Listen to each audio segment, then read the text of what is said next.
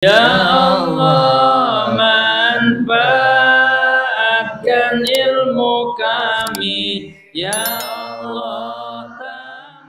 A'udzu billahi minasyaitonir rajim. Bismillahirrahmanirrahim. Di mana sekarang sebab nuzulnya ya?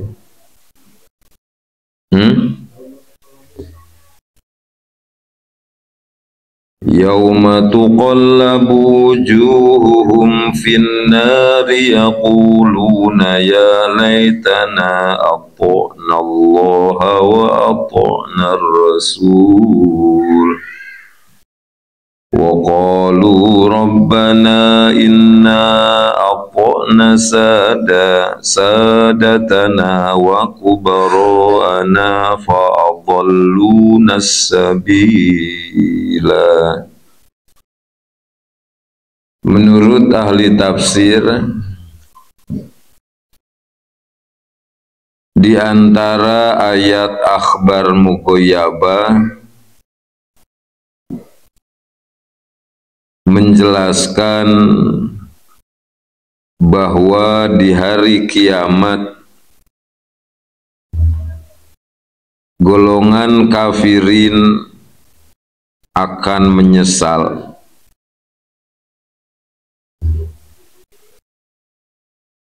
Bahkan mereka akan menyalahkan pimpinannya. Bahkan mereka akan menyalahkan pimpinannya dan mereka meminta supaya pimpinannya diberi siksaan yang berlipat ganda.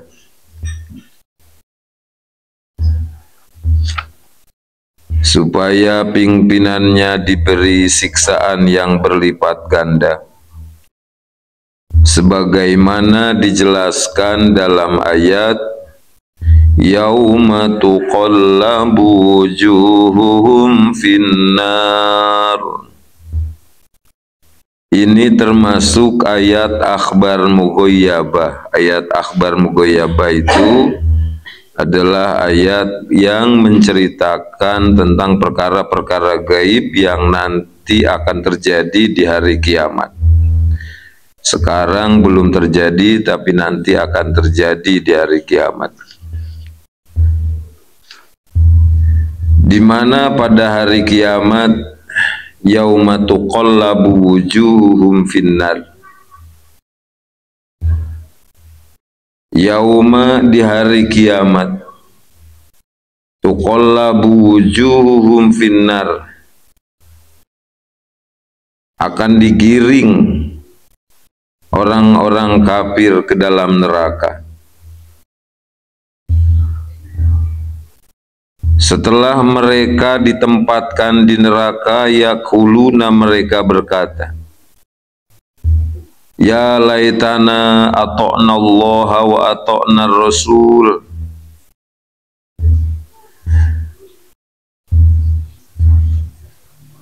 Wadaw, kata Abu Jahal, Nadur bin Haris, Walid bin Mughirah dan orang-orang kafir lainnya.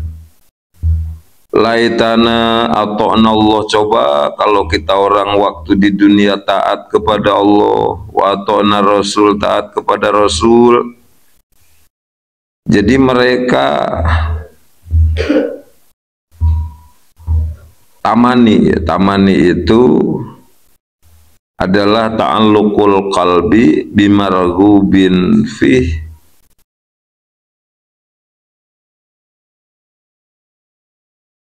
dunal akhdhi fil asbab. Dalam redaksi lain, tamani adalah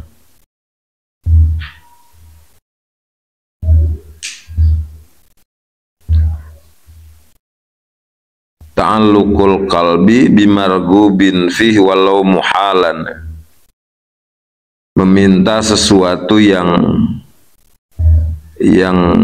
tidak mungkin bisa didapatkan gitu. Makanya bahasanya pakai lafadz laita dalam ayat. Ya laitana, kata orang kafir setelah ditempatkan di neraka, wadaw, wadaw, coba kalau kita orang ata'na Allah, taat kepada Allah, wa ata'na Rasul, dan taat kepada Rasul, pasti kita orang sekarang selamat.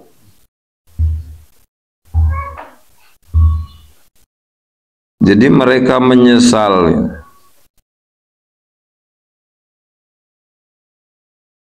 atas perbuatan mereka waktu hidup di dunia menyekutukan Allah, tidak nurut kepada Allah dan Rasul. Tapi penyesalan mereka sudah tidak ada gunanya lagi. Kaduhung tinggal kaduhung, temanggih tungtung. Kalau di akhirat nyesel udah nggak ada ujungnya. Kalau di dunia nyesel masih ada kesempatan gitu kan untuk memperbaiki. Jadi jangan sampai terjadi penyesalan di akhirat kelak.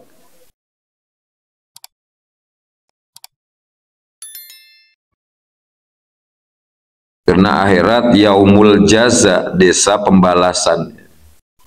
Kalau dunia kan darul bala, desa ujian gitu. Namanya di desa ujian masih ada kesempatan gitu kan untuk memperbaiki. Tapi kalau udah di desa pembalasan nggak ada kesempatan lagi kita untuk memperbaiki.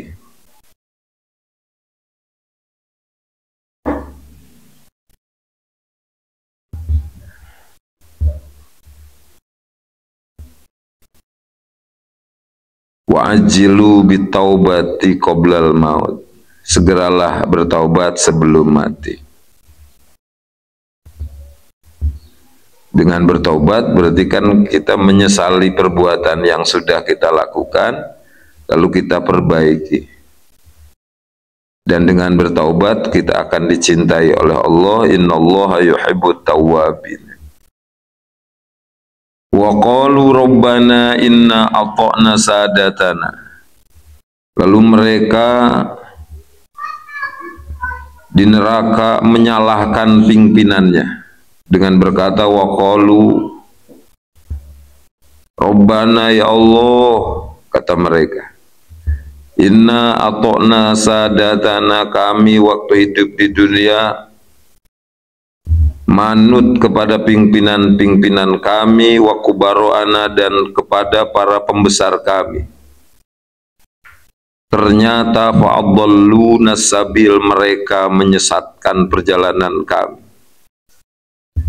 Jadi mereka menyalahkan pimpinannya, bahkan mereka meminta supaya pimpinan-pimpinan mereka itu diberi azab yang berlipat ganda. Rabbana atihim di'faini minal azab. Ya Allah, berikanlah kepada mereka pimpinan kami di'faini minal azab, azab yang berlipat ganda. Wal anhum, dan laknatlah mereka laknat kabiro, dengan laknat yang besar.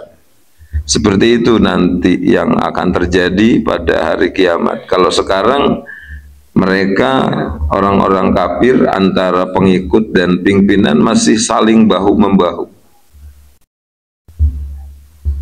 saling tolong menolong, saling dukung mendukung, saling bantu membantu. Tapi nanti di hari kiamat akan terjadi sebaliknya.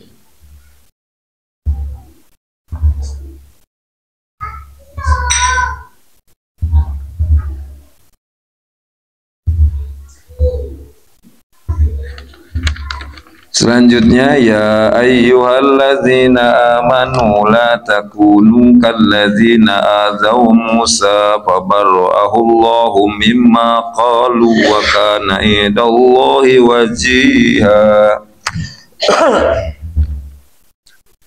Asbabun nuzul. Menurut ahli tafsir, ketika Rasul membagikan ghanimah,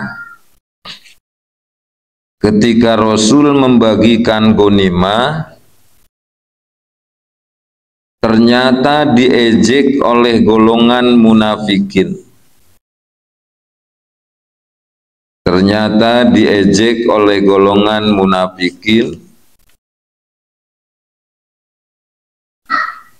bahwa Rasul tidak adil dalam membagikan ghanimah.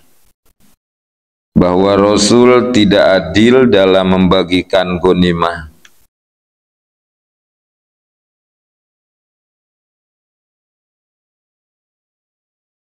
Sehingga Rasul menjadi emosi. Sehingga Rasul menjadi emosi. Maka untuk hal ini Allah Subhanahu wa taala menurunkan ayat. Ya ayyuhalladzina amanu la takunu kalladzina azaw Musa.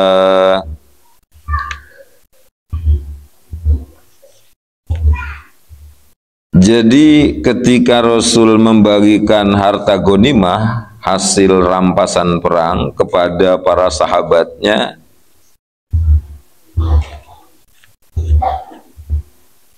yang ikut perang ya, karena harta ghanimah itu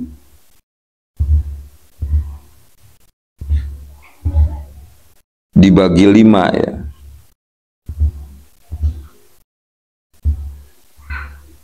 Yang 4/5 diberikan kepada seluruh pasukan perang yang ikut perang. Yang 1/5-nya dibagi 5 lagi.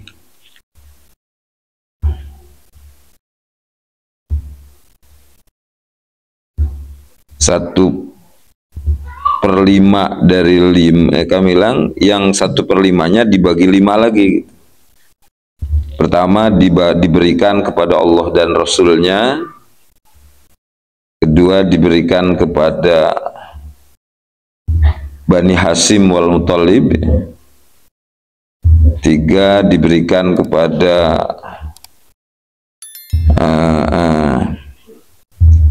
Ibnu Sabil, 4 diberikan kepada Yatama,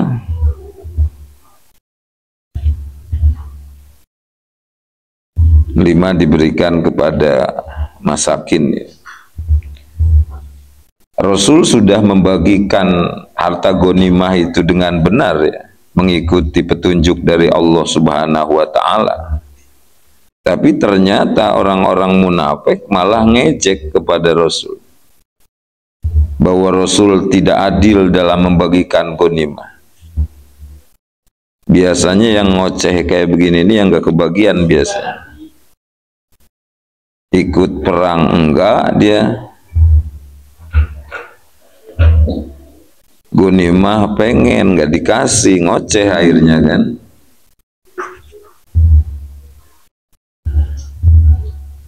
Rasul emosi bahkan sedih.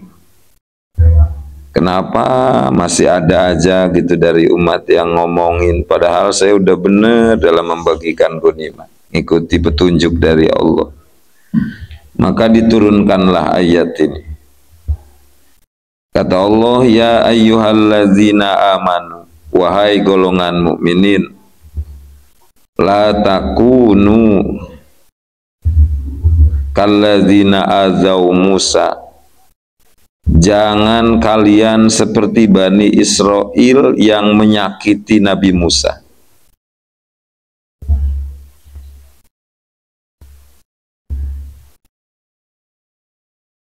Jadi Allah melarang kepada golongan mukminin menyakiti Rasul dengan cara apapun.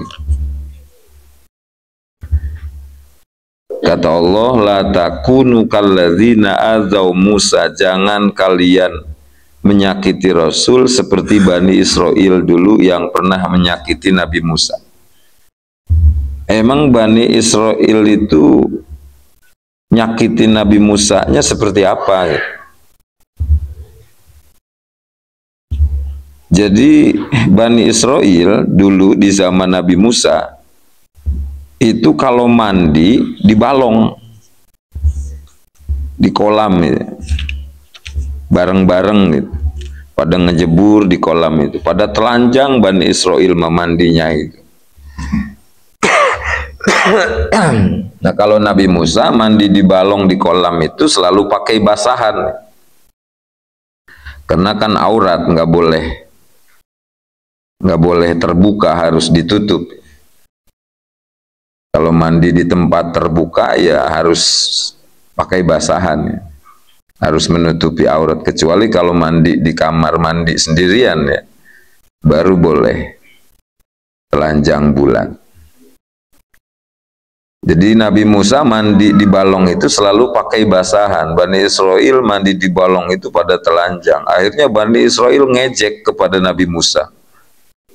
Kata Bani Israel, woi, Nabi kita itu kalau mandi selalu pakai basahan dia. Jangan-jangan burut dia itu ya. Akhirnya rame tuh ejekan bahwa Nabi Musa burut. Fabarra'ahu Allahu mimma qalu, maka Allah bebaskan Nabi Musa dari ejekan Bani Israel. Dengan cara di mana satu hari Nabi Musa mandi ke balong sendirian, nggak ada siapa-siapa di balong itu. Baru Nabi Musa mau mandi telanjang, karena nggak ada siapa-siapa ya. Bajunya ditaruh di atas batu, mandi Nabi Musa. Setelah selesai mandi, begitu Nabi Musa mau ngambil baju yang ditaruh di atas batu itu lari. Dikejar oleh Nabi Musa. Kata Nabi Musa, ya Hajar, saubi ya Hajar, saubi ya Hajar, baju saya hebat tuh sindiin. Lari batu itu ke tengah-tengah Bani Israel lagi. Akhirnya Bani Israel pada ngeliat kan. Kata Bani Israel, jangan burut itu Nabi kita itu.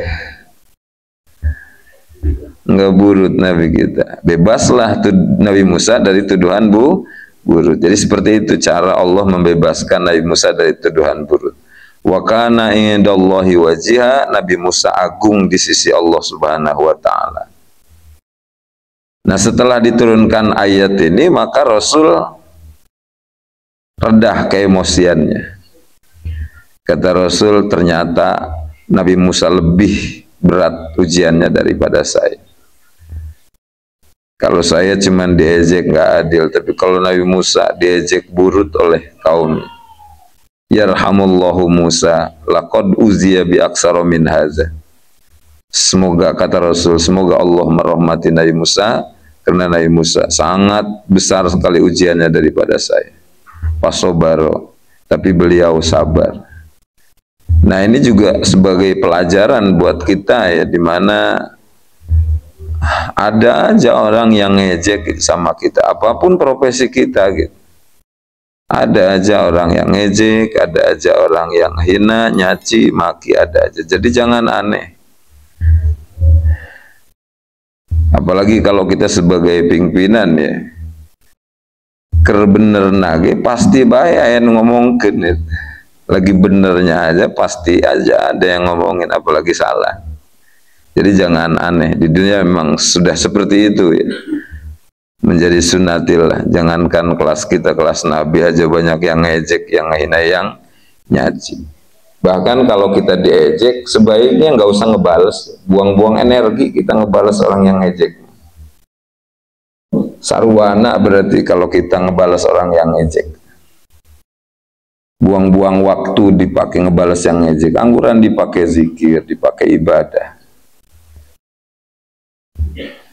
Kalau misalnya kita diejek, jelek lu, iya memang saya jelek, bahkan lebih jelek daripada yang kamu katakan. Oh ya adem bener udah kalau udah kayak begitu. Udah bersih hatinya.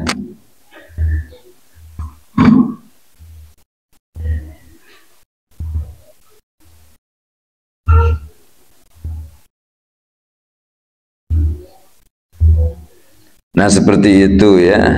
Jadi kalau kita masih ngebalas ejekan belum dewasa gitu. Tapi kalau kita sudah nggak ngebalas ejekan, terus memperbaiki diri kita, berarti kita sudah dewasa.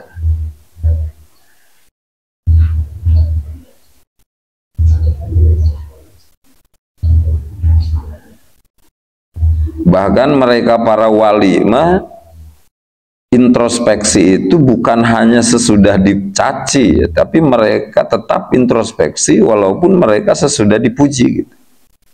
Itu para wali seperti itu.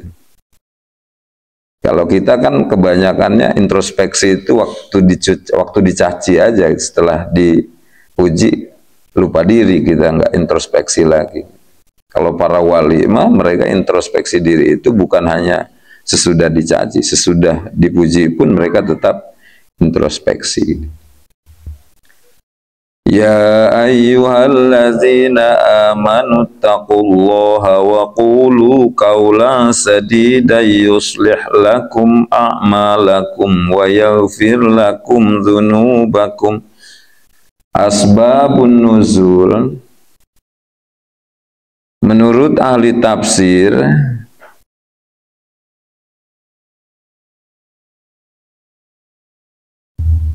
golongan munafikin Madinah yang dipimpin oleh Abdullah bin Ubay bin Salul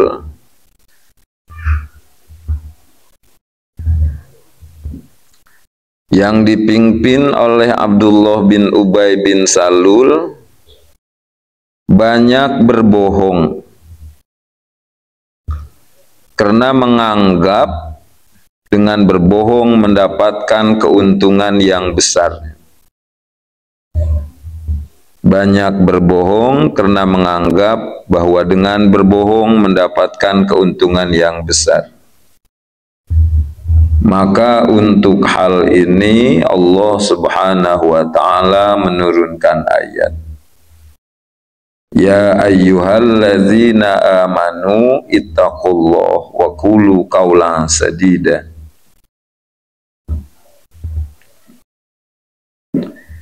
Jadi golongan munafikin Madinah yang dipimpin oleh Abdullah bin Ubay bin Salul, mereka hobi berbohong. Karena mereka menganggap dengan berbohong mendapatkan keuntungan yang besar. Akhirnya ditegur oleh Allah Subhanahu wa ta'ala dengan diturunkan ayat ini. Ya ayyuhalladzina amanu, wahai golongan mukminin, ittaqullah, takutlah kalian kepada Allah.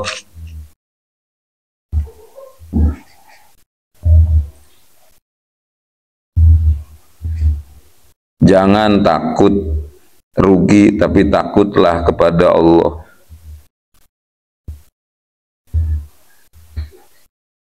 Wa qulu qawlan sadida,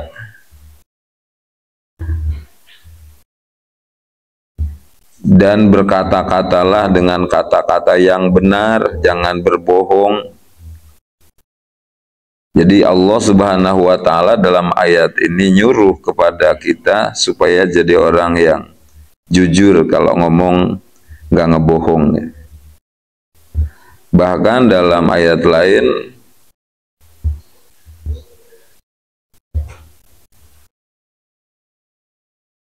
Allah menjelaskan bahwa tidak mencintai orang yang tukang berbohong. Innallaha la yuhibbul khainin.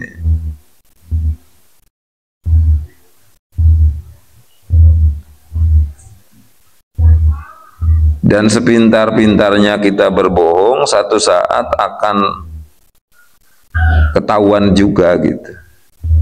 Karena setelah kita berbohong satu kali, maka kita butuh kebohongan yang kedua kali untuk menutupi kebohongan yang pertama.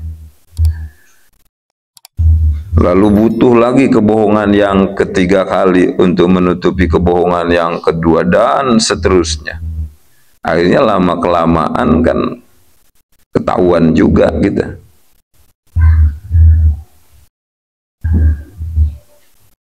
Nah sekarang kita nggak mandi aja nih, seharian ditanya, udah mandi belum? Udah, ngebohong kan kita, padahal belum mandi. Besoknya kita nggak mandi lagi, ditanya, udah mandi belum lo? Udah.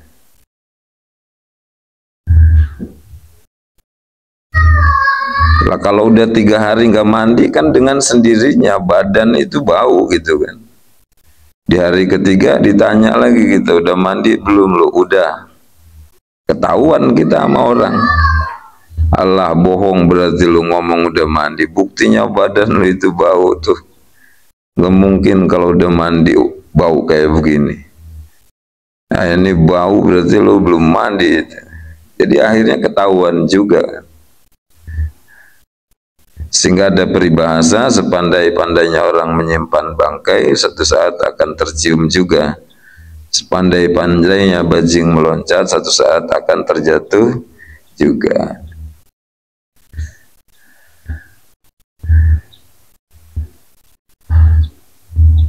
Padilah daripada berkata-kata dengan kata-kata yang benar, enggak ngebohong. Padilahnya yuslih lakum a'malakum,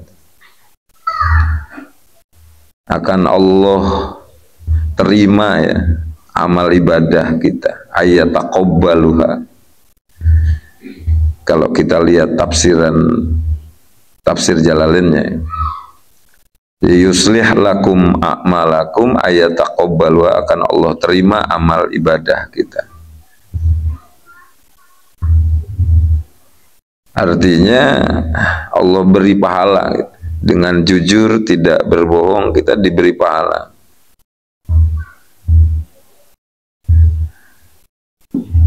Wa yaghfir lakum dzunubakum, dan padilah jujur tidak berbohong, Allah ampuni dosa-dosa.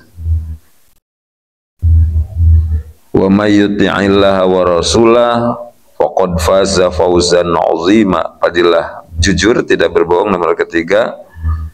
Wa may yuti'illaha wa rasulah, orang yang taat kepada Allah dan Rasul. Artinya Allah dan Rasul nyuruh kita jujur, terus kita jujur nurut kepada Allah dan Rasul, faqad faza fawzan 'azima, maka dijamin mendapatkan kebahagiaan yang besar, yakni masuk ke dalam surganya Allah Subhanahu wa ta'ala.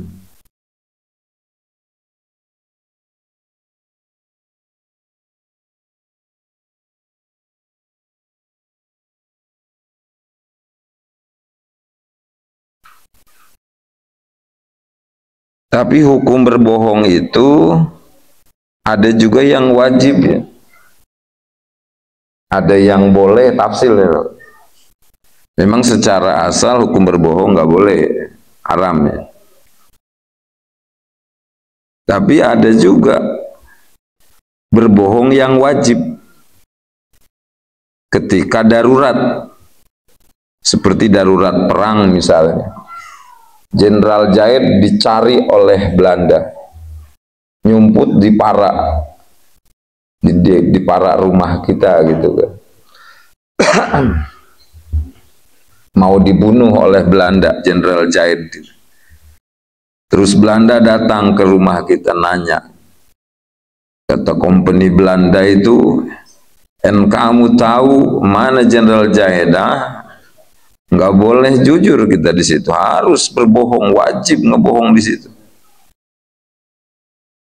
Walaupun kita tahu, nggak boleh kita, ya tahu tuh nyumput di para, dosa kita. Wajib ngebohong di situ. Karena ta'arud antara kewajiban jujur, berkata jujur, dengan kewajiban hifdzun nafsi, kewajiban menyelamatkan nyawa. Iza ta'arudhu mafsadatani ru'ya ahamuhuma, apabila ta'arud antara dua mafsadat, maka jaga yang paling penting. Berkata jujur penting, menyelamatkan nyawa juga penting, tapi di sini lebih penting menyelamatkan nyawa, maka wajib kita ngebohongnya. Nggak boleh jujur, dosa di situ.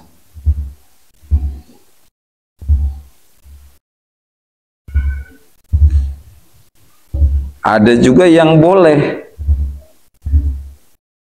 ngebohong, seperti dalam mengislahkan antara kelompok pemuda yang ribut, misalnya pemuda Balangandang dengan pemuda Tanjung Rame ribut misalnya, gara-gara kambing gitu. Lalu Pak Kadus mengislahkan gitu. Datangkan Pak Kadus ke pemuda Balangandang. Kata Pak Kadus, ngebohong Pak Kadus, ada salam dari pemuda Tanjung Rame. Kata pemuda Tanjung Rame minta maaf atas kesalahan mereka, padahal enggak kan. Tapi tujuannya di sini apa? Mengislahkan gitu. Terus ngomong lagi ke pemuda Tanjung Rame, pemuda Balangadang mau minta maaf, menyampaikan salam, padahal enggak. Tapi tujuannya untuk mengislahkan, boleh di sini. Bohong. Karena ada hajat. Kalau tadi kan darurat, sehingga jadi wajib. Kalau di sini ada hajat, al hajat tunazzalu manzilatad darurah wa darurah tubiul mazur, sehingga jadi boleh.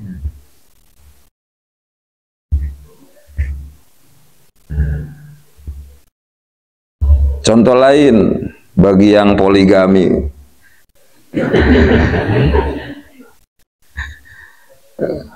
kan wajib itu ngegilir, cuman nggak bakalan bisa gitu memenuhi kewajiban ngegilir kecuali harus dengan cara ngebohong gitu. Maka boleh di situ ngebohongnya ya, tapi sepandai-pandainya tupai melompat suatu saat akan terjatuh juga. Tapi boleh ngebohongnya di situ. Karena ada hajat, al hajat tunazzalu manzilatad darurah wa darurah tubiul mazur, dijelaskan dalam fikih Fathul Mu'in ada. Tapi bisa ngebohongnya sekali dua kali doang, kesananya emang nggak bisa.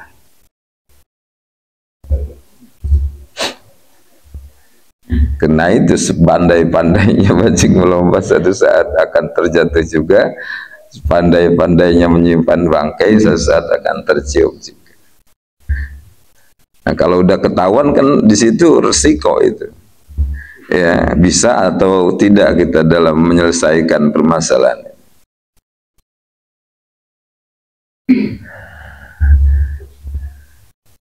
Selanjutnya, inna aradnal amanata 'alas samawati wal ardh. Asbabun ayat akhbar mughayyabah. Menurut ahli mufassirin birriwayah, di antara ayat akhbar mughayyabah, di antara ayat akhbar mughayyabah menjelaskan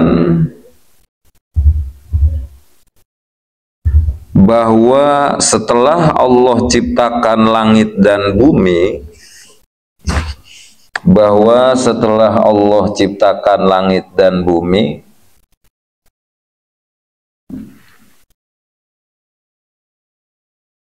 maka Allah tawarkan amanahnya kepada langit dan bumi. Maka Allah tawarkan amanahnya kepada langit dan bumi.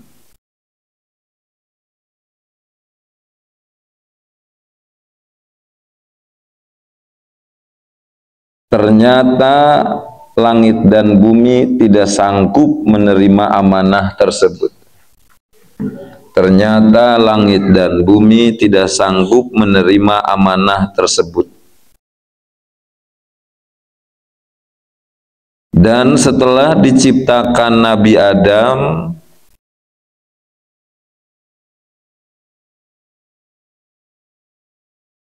maka Allah tawarkan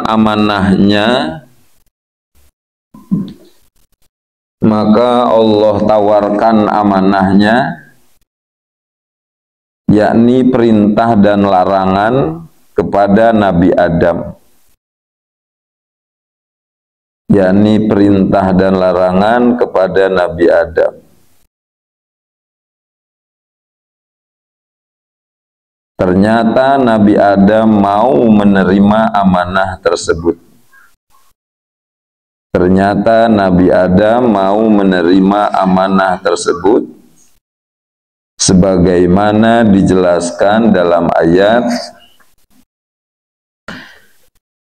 inna aradnal amanata 'alas samawati wal ardi wal jibal. Jadi ini termasuk ayat akhbar mughayyabah, menceritakan perkara gaib yang dulu pernah terjadi setelah diciptakan langit bumi. dan setelah diciptakan Nabi Adam. Jadi Allah beritahukan kepada kita dalam Al-Quran supaya kita juga tahu gitu, tentang sejarah langit bumi di masa lalu, tentang sejarah Nabi Adam di masa lalu. Kata Allah, inna aradnal amanata 'alas samawati wal ardi wal jibal. Setelah diciptakan langit bumi, maka Allah tawarkan amanahnya, yakni perintah dan larangan. Allah tawarkan 'alas samawati wal ar, kepada 7 lapis langit dan 7 lapis bumi, wal jibal, dan kepada gunung-gunung.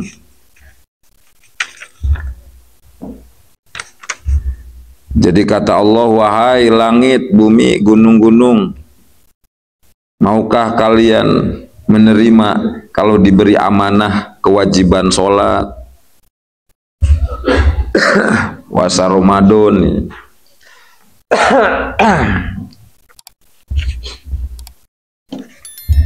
fa'abaina ayyahmilnaha, ternyata 7 lapis langit dan 7 lapis bumi dan gunung-gunung, fa'abaina ayyahmilnaha, mereka enggak sanggup menerima amanah tersebut.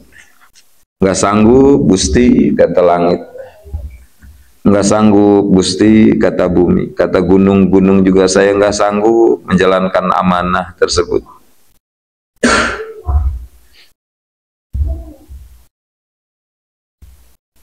Padahal gunung badannya lebih besar ya daripada manusia.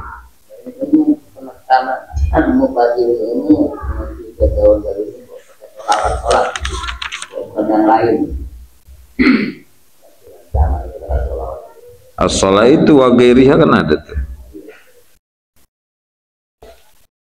Jadi sholat, puasa, pokoknya kewajiban-kewajiban ya. Jadi amanah di sini ayatak fa ahsanu maqila fiha innaha atakalifus syar'iyyah. Perintah-perintah agama. Wakila innaha qawaiduddin al-khamsu. Menurut satu lagi amanah sih adalah kaidah-kaidah agama.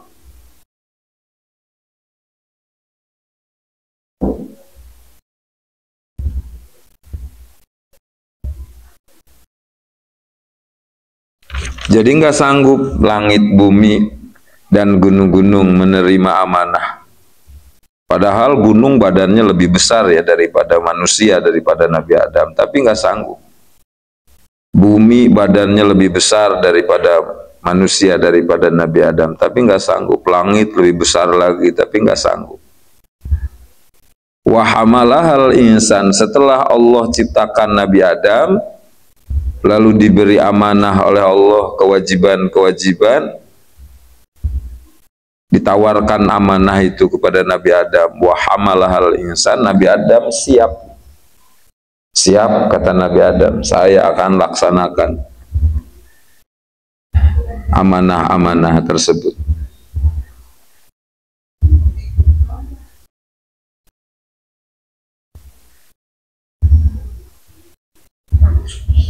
Makanya wajar kalau manusia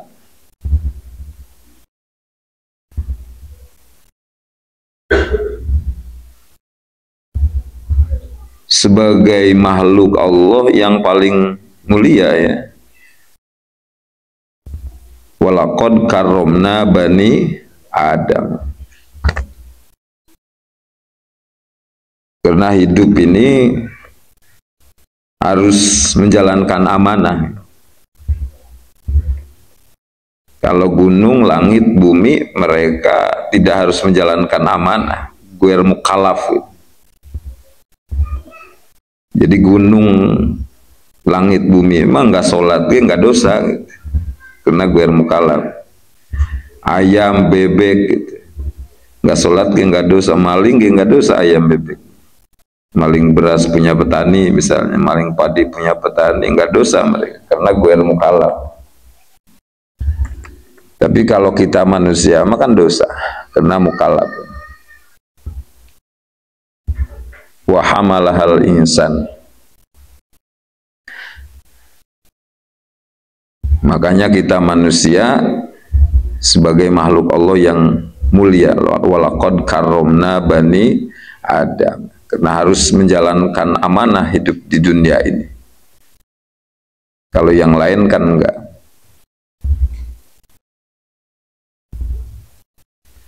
Innahu kana zaluma jahula. Innahu kana zaluma. Nabi Adam menerima amanah yang diberikan oleh Allah. Kata Allah, innahu kana zaluma jahula.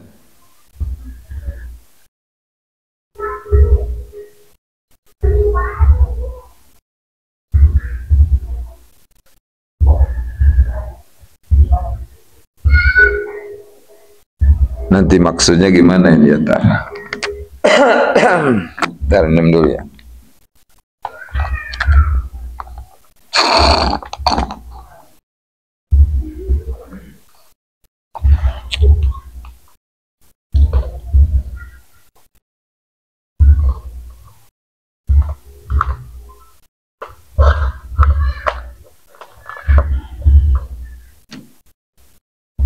Innahu kana zaluma jahula.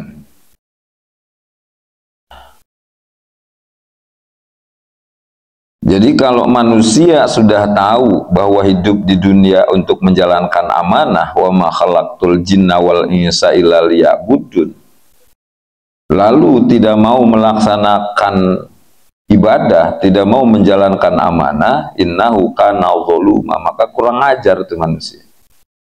Jahula, goblok itu manusia. Paham ya? Nah.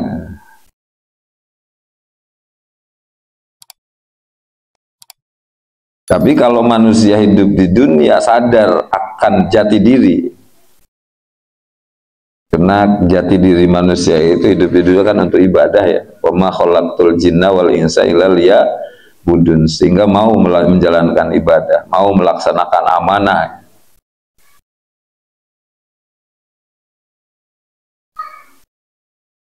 Maka orang yang mau menjalankan amanah, melaksanakan ibadah, lawanan kata zaluma apa? Adil ya. Iya. Jadi manusia yang mau menjalankan amanah itu adil. Lawanan kata jahula apa? Pinter ya. Manusia yang mau menjalankan amanah itu pinter. Jadi nutadaik sholat kurang ajar itu, goblok gitu. Innahu kana zaluma jahula. Iya. Amsilah mubalaghah ini, amsilah mubalaghah. Jadi yang mau sholat adil, pinter gitu. Konsekuensinya liyu'adziballahul munafiqina wal munafiqati wal musyrikina wal musyrikat. Akan Allah siksa manusia yang tidak mau menjalankan amanah. Itulah golongan munafikin, munafiqat, musyrikin, musyrikat. Dan akan Allah terima tobatnya, akan Allah ampuni dosa-dosanya orang yang mau menjalankan amanah. Itulah mukminin mukminat. Wa kana Allahu ghafurur rahim. Allah Maha Pengampun, Maha Penyayang. Wallahu a'lam.